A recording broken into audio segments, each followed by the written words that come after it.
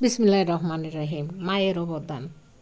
প্রীতিহারা 7-8 বছর বয়সী ছেলেটি স্কুল হতে বাড়িতে এসে মাকে বলল, মা, প্রিন্সিপাল ম্যাডাম আমাকে আদর করে কিছু ক্যান্ডি দিয়েছে, আর তোমার জন্য এই চিঠিটা।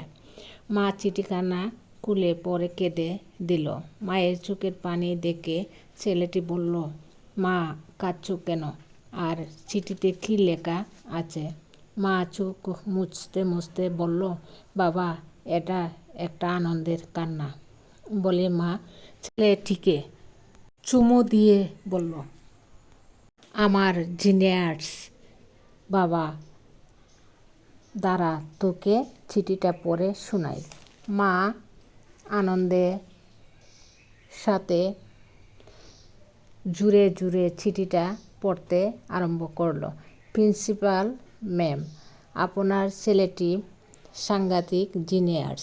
আমাদের ছোট্ট শহরে ওকে শিক্ষা দেওয়ার মতো শিক্ষক আমাদের কাছে নেই। তাই যদি পারেন আপনার ছেলেকে বড় শহরে কোনো স্কুলে ভর্তি করে দেন। দেখবেন এই ছেলেটি একদিন বিশ্বে প্রচুর সুনাম অর্জন করবে।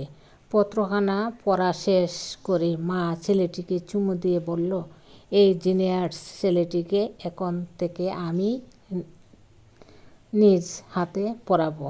এরপর মা নিজেই শিক্ষা দিয়ে একদিন ছেলেটিকে যুক্তরাষ্ট্রের শ্রেষ্ঠ বৈজ্ঞানিক বানালেন। নাম টমাস এডিসন। বৈদ্যুতিক বাল্ব, শব্দ রেকর্ডিং, মুভি ক্যামেরা বা চলমান ছবি ইত্যাদি সহ হাজারো আবিষ্কার তার।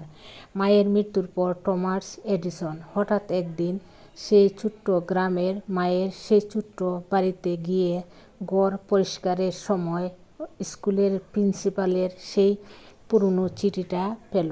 সেই চিঠিখানা পড়ে টমাস তখন কেঁদে ফেলেছিল। চিঠিখানা পড়ে টমাস তখন জানতে পেরেছিল সেদিন তার মা তাকে যা বলেছিল সবই মিথ্যে বলেছিল। আসলে সেই চিঠিতে লেখা ছিল, প্রিন্সিপাল ম্যাডাম, আপনার ছেলে টমাস এডিসন একজন মানসিক রোগী।